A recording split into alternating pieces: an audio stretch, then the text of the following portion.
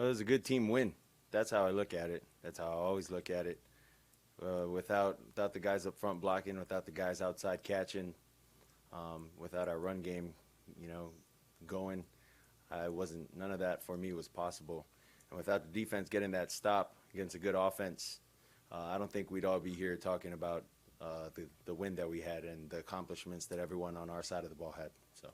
We saw a video that you had worked on the exact throw from that 3rd and 10, where you ran up and threw the deep ball to Tyreek. What was the thought process in working on some of those plays that to some appear like they're very rare that they would come up in a game, but that when you do work on them, or when they do come up, it helps that you've practiced it? It always helps when you're practicing something and you've practiced it to a point where it becomes second nature.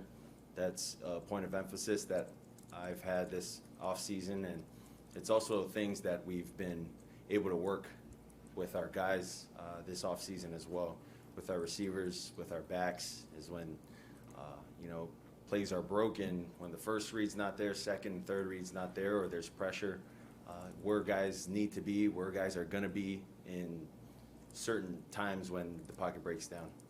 So we've seen you have some of your best plays after a mistake or after a turnover or something like that gives some ridiculous passer rating in the play right after. What has that process been for you in terms of forgetting what just happened, being resilient, and just going out to the next play? Yeah, I think that's been a big growth for me this offseason, is being able to sort of erase the last play and really hone in on what the next play requires of me. And, the saying of each play stands on its own merit is sort of the approach that I take when I'm given a play to go and throw out there. Sometimes that play could be an interception, or I could have got sacked on that play. We call it again. You can't think, okay, since you threw this interception, you're not going to read it this way anymore. You're going to change how you read it. For me, it's, all right, each play stands on its own merit. How would you read this if you were in your flow? You would read it this way. So that's how I try to, this OTAs, this training camp, that's how I try to put my frame of mind in as far as each play. And you just got to go out there and make the correction and continue playing. So we heard Tyree talking about meetings that I guess receivers and quarterbacks had after practice or started doing after practice. Is there anything more that you can share about those meetings? Yeah. I wouldn't say started doing. I would say that's something we've been doing since last year with our guys. Been getting the guys together since last year to talk about where we want them to be, how we're expecting them to run a certain route, if it's a seam route versus this team, if it's an out route versus this team, things to be aware of. And then there's a lot of other things as far as communication that we talk about. Like on a Thursday, I get the guys together and we talk about third downs. Like we don't have any meetings after that. The coaches aren't in our meetings, so that's been something that we've been doing since last year. So nothing new. There's no new meetings, nothing. That's how we've been doing it. So I know you said you don't watch cable, you don't really watch TV. Obviously after your performance in week 1, there's a lot of talk about you and attention on you. Your MVP odds, I think you're the leader in a lot of sites. I was curious, after a performance like you have, did your phone buzz a little bit more? And if so, how do you compartmentalize and focus on maybe letting every game stand on its own merit? Yeah, I would say it, like, when you start the season, it's week 1. Everyone overreacts on everything. My personal opinion. Take that for what it's worth. You're either gonna win the Super Bowl after you win your first game, or you're the worst team ever, and everything that comes with that. So, I would say for myself, that's one of the reasons I don't pay too much attention to the outside noise. But yeah, that to me, that's all it is. Like we still got to go on the road, and we got 16 more games to play against 16 really, really good teams, and it starts with New England this week, and that's our main focus. Speaking of familiar opponent this weekend with the Patriots, that's a defense that's known for kind of changing the post-snap picture compared to what they showed pre-snap. How challenging do they make it on you with how they muddy things up post-snap? Yeah, I mean, they do a lot of good things, and it starts with their front. Their front seven, how they're able to maneuver, where guys are. They're exchanging personnels, making things look the same in that sense. Coach Belichick has been coaching in this league for way longer than I think I've been alive. So he knows exactly what he's looking at when he coaches his guys. Nothing new under the sun for that guy. So we got to come out. We got to be prepared. We understand that that's a physical team, and they're going to make us earn everything that we can. So how was going against that same practice, that same scheme defensively in practice the first couple years of your career? How has that helped you have success against them? Yeah, it's helped me have success because it's tough with the way they set their fronts. Like for me, within the early years, protection was a big thing, and that's something that if it's not schemed up well, that it could give you problems, regardless if you have the fastest guys outside or if you have the perfect play called. It really doesn't matter. So we're gonna have to really hone in on our technique and our fundamentals as well going against this team. What does Mike do so well from an exercise standpoint to get guys open? Yeah, I think, we have a lot of moving parts in our offense, and that gives a lot of communication off to the defense. If they're going to pass this, if they're going to run with that, what they want to do. If we go from a spread out 3-set to a condensed three-man side. If they want to triangle, if they want to box, like whatever they want to do, you're forcing the communication. And then all the things with, if we're running right, we got guys sliding right, sliding left. You don't know if it's a run, if it's a pass, if it's keeper. So there's a lot of things that I think Mike does really well, given what the rules are for the defense, to put our guys on the offensive side of the ball in a good position. And a quick follow-up, if I can, is it more complex this year than last, or is it just... No, it's not more complex. I think it's just the guys feeling more comfortable hearing the plays in the huddle, understanding what we want to do on this certain play, and then going out there and knowing what to do. So I wanted to go back to the 3rd and 10 play.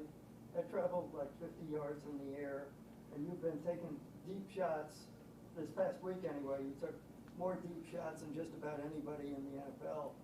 What do you attribute that success to? How much better do you feel about your ability to strike deep? How did it all come together? I think when you look at deep shots, it entails everyone.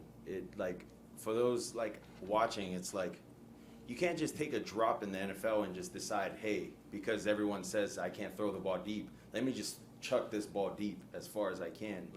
It entails everyone on the offensive side to work together, to be in symphony, and guys to be at the right places at the right time.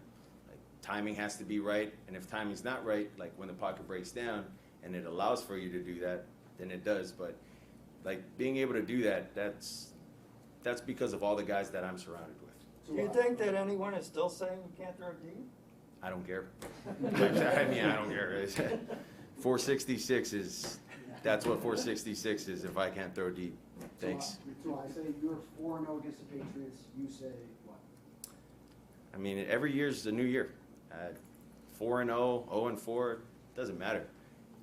I don't care. I don't think those guys care. I don't think my teammates care. They care about this year and what problems that team has to offer us, both offense, defense, and in special teams. So we're looking for a tough game, and it's always tough to go on the road against a team like that.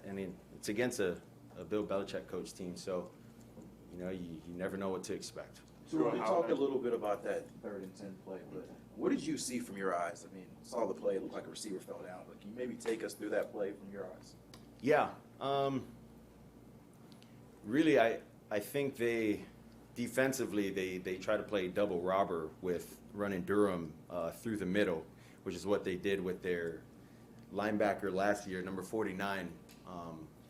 But with that play, we had a spin route, and then, because of the timing of it, Reek had to kind of miss the count before he ran like a man go, basically. And my read was to read it inside out, down to the back, and that's basically what I did. I read the spin. It was unfortunate that Jalen fell, but very fortunate that he fell because we were able to step up in the pocket and find Tyreek down the sideline. So how nice was it to see Tehran back at practice? Oh, it was really good. It was really good. See someone like Tehran. I don't know if anyone was driving here early in the morning, but Tehran had his car broken down. And I think I'm a bad teammate because I passed him and I didn't come back. Yeah.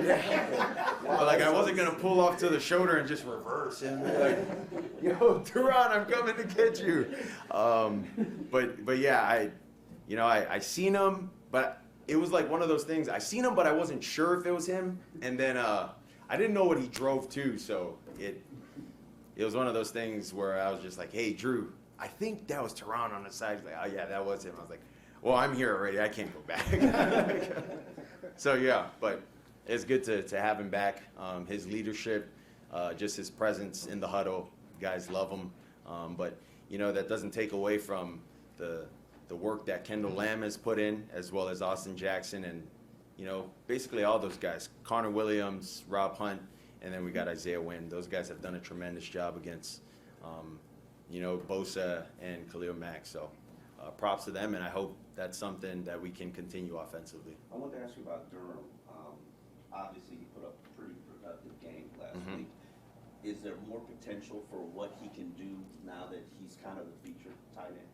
Yeah, I would say yes.